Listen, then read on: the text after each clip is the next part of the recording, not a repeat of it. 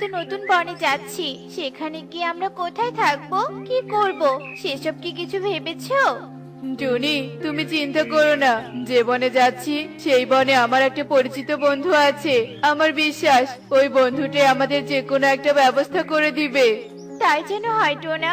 ওরা দুজন এভাবে কথা বলতে বলতে নতুন বনে চলে আসে। টুনি এদিক ওদিক তাকিয়ে বলতে থাকে, টোনা, নতুন বনে তো চলে এলাম, তা তোমার বন্ধুর বাড়ি কত দূর? ওই তো সামনে যে দেখা যাচ্ছে বাড়িটা, ওটাই হয়। কালু বন্ধু, কালু বন্ধু, বাড়িতে আছিস? হাই কালু, কালু। আরে টোনা, তুই হঠাৎ আমার বাড়িতে? তা কি মনে করে? আসলে আমরা আগে যে বনটায় থাকতাম ওই বনে খরার কারণে অনেক অভাব দেখা দিয়েছে, তাই এই বনে চলে এসেছি। এখন থেকে এই বনেই থাকবো। তা বেশ, এখন আমি কি করতে পারি? কালু, নতুন বনে এসেছি, হাতে কোনো টাকাও নেই। তুই যদি কয়েকটা দিনের জন্য একটা কাজ আর থাকা খাওয়ার ব্যবস্থা করে দিতে পারতি তাহলে খুব ভালো হতো। হাই হাই, কি গরিব কি গরিব! কালু, এত গরিব পাখি তোমার বন্ধু হলো কি করে? আর বলো না, একবার শহরে ঈগল দাদার জন্য কিছু পণ্য কিনতে গিয়েছিলাম, সেখানেই এর সাথে পরিচয় হয়েছিল। কে জানতো সেদিনের সেই সামান্য পরিচয় এই গরিব পাখি আমার বাড়ি পর্যন্ত চলে আসবে। এই তোরা এখান থেকে চলে যা, আমি তোদের কোনো কিছুর ব্যবস্থা করে দিতে পারবো না। কালু, অনেক আশা নিয়ে এসেছি, এভাবে দিশেহারা করে দিস না, একটু সাহায্য কর না দয়া করে। বললাম না কোনো সাহায্য করতে পারবো না, যা ভাগ এখান থেকে, যত সব উটকো ঝামেলা। কালু এভাবে অপমান করে টুনাটুনিকে তাড়িয়ে দেয়। টোনা, সব আশার মুখে যে ছাই পড়লো গো, আমরা যে পথে বসে গেলাম, এবার কি হবে আমাদের? জানি না টুনি কি হবে, কত স্বপ্ন নিয়ে এলাম আর এখন সব স্বপ্নই ভেঙে খান খান হয়ে গেল। টুনাটুনি দুজনে এভাবে কাঁদতে থাকে। ঠিক তখনই সেখানে একটা বিড়াল আসে। তাদেরকে কাঁদতে দেখে বলতে থাকে, মিয়াও, মিয়াও। এই পাখিরা, তোমরা দুজন এখানে এভাবে দাঁড়িয়ে কাঁদছো কেন? কি হয়েছে তোমাদের? আর তোমরা কারা? তোমাদেরকে তো আগে আমি কখনো এই বনে দেখিনি। ঠিকই বলেছো, আমরা এই বনে নতুন এসেছি, আমাদের থাকার জন্য জায়গা নেই, তাই বসে কাঁদছি। আহারে, তোমরা কেঁদো না, আমি তোমাদেরকে থাকার ব্যবস্থা করে দেব। শোনো, এখান থেকে সোজা উত্তরে যাবে আর গিয়েই একটা পুরনো কুঁড়ে ঘর দেখতে পারবে। সেই কুঁড়ে ঘরে কেউ থাকে না, তোমরা ওই ঘরে থাকতে পারবে। মিয়াও, মিয়াও। তুমি তো বিড়াল, তুমি কি করে জানলে ওই কুঁড়ে ঘরে কেউ থাকে না? আমি এই পুরো বন ঘুরে ঘুরে খাবার খেয়ে বেড়াই, তাহলে আমি জানবো না তো কে জানবে? তাই বলি কি, দেরি না করে যাও সেখানে। মিয়াও, মিয়াও।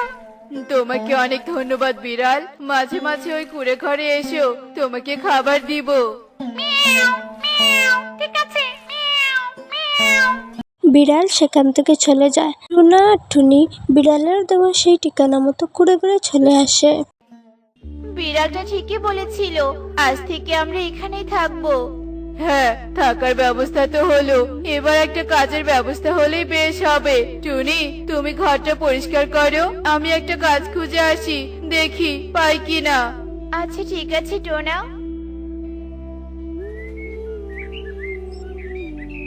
টোনা, কোনো কাজ পেয়েছো? দিয়েছে কেউ কোনো কাজ তোমাকে?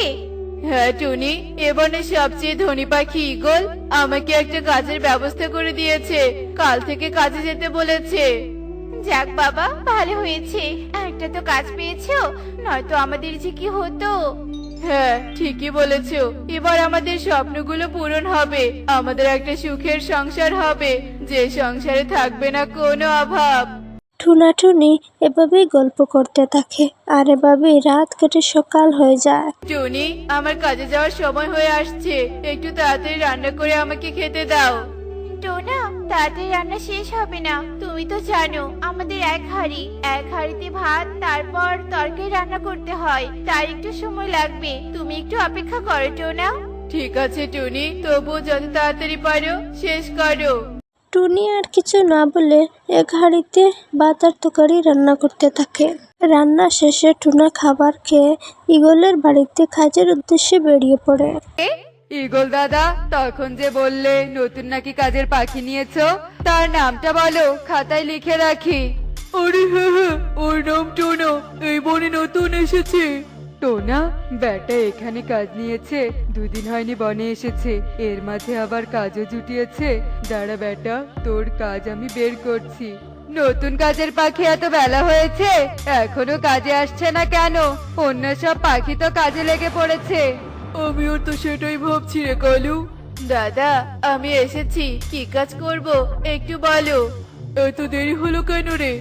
আসলে দাদা, আমাদের রান্নার জন্য শুধুমাত্র একটা হাঁড়ি, ওই এক হাঁড়িতে ভাত তরকারি রান্না করে তারপর খেয়ে আসতে একটু দেরি হয়ে গেল আর কি। প্রথম দিনেই এত দেরি, তার উপর আবার ফালতু বাহানা দিল। ঈগল দাদা, তুমি এই পাখিকে ভালো করে না চিনেই কাজে নিয়েছো।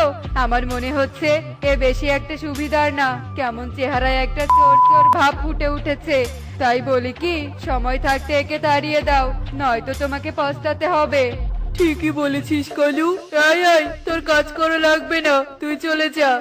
ঈগল দাদা, এমনটা করো না, আমি অনেক সৎ পাখি, কখনো কোনোদিন অন্যায় করিনি আর করবো না। দয়া করে কাজ থেকে তাড়িয়ে দিও না। ঈগল দাদার কোনো দয়া মায়া নেই, যা ভাগ এখান থেকে। কালু, আমাকে বিশ্বাস কর। আমি আর কোনো কথা বলতে চাই না, দূর হ আমার চোখের সামন থেকে। কালু টুনাকে তাড়িয়ে দেয়। টুনা কাঁদতে কাঁদতে বাড়ির দিকে না গিয়ে ভুল পথে বনের গভীরের দিকে চলে যায়। এক পর্যায়ে সে যেতে যেতে বনের গভীরে চলে যায়। বারে বারে আমার সব স্বপ্ন ভেঙে যাচ্ছে কেন? কেন এমন হচ্ছে আমার সাথে? বিধাতা, সাহায্য করো, আমি যে আর পাচ্ছি না। কে কথা বলছে বাহিরে? আমাকে একটু সাহায্য করো, শুনতে পাচ্ছ? আমাকে একটু সাহায্য করো, মুক্ত করো আমাকে। এ কি, এভাবে কে সাহায্য চাচ্ছে? আরে ওই তো, ওই হাড়িটা থেকে আওয়াজ আসছে। এই, কে তুমি হাড়ির ভিতরে? আমি হলাম ভালো ডাইনি, একটা তান্ত্রিক আমাকে এই হাড়িতে বন্দি করে রেখেছে, দয়া করে আমাকে মুক্ত করো। ডাইনি, তোমাকে মুক্ত করলে তুমি যদি আমার কোনো ক্ষতি করো? আমি ভালো ডাইনি, আমি কারো ক্ষতি করি না, দয়া করে মুক্ত হতে সাহায্য করো। আচ্ছা বেশ, দাঁড়াও, তোমায় মুক্ত করে দিচ্ছি। টুনা এই বলে হাড়ির ঢাকনিটা খুলে দেয়, আর সঙ্গে সঙ্গে একটি ডাইনি বেরিয়ে আসে। শান্তি, তোমাকে অনেক ধন্যবাদ পাখি, আমাকে মুক্ত করার জন্য। কিন্তু তুমি তখন ওভাবে কাঁদছিলে কেন? আমি তোমার কান্নার শব্দ শুনেছি। সে অনেক বড় কাহিনী ডাইনি, শুনতে চাও? শোনো তবে। খুবই করুণ কাহিনী, তবে চিন্তা করো না, এই হাড়িটা আজ থেকে তোমাদের। এটা একটা জাদুই হাড়ি, তুমি এই হাড়ির কাছে যা খাবারই চাইবে তোমাকে সেই খাবারই দেবে। তোমাকে অনেক ধন্যবাদ ডাইনি, তোমার এই উপকারের কথা কোনোদিনও ভুলবো না। এসব বলে টুনা জাদুর হাড়ি নিয়ে বাড়িতে চলে আসে, আর টুনা আর টুনি সুখে শান্তিতে দিন কাটায়।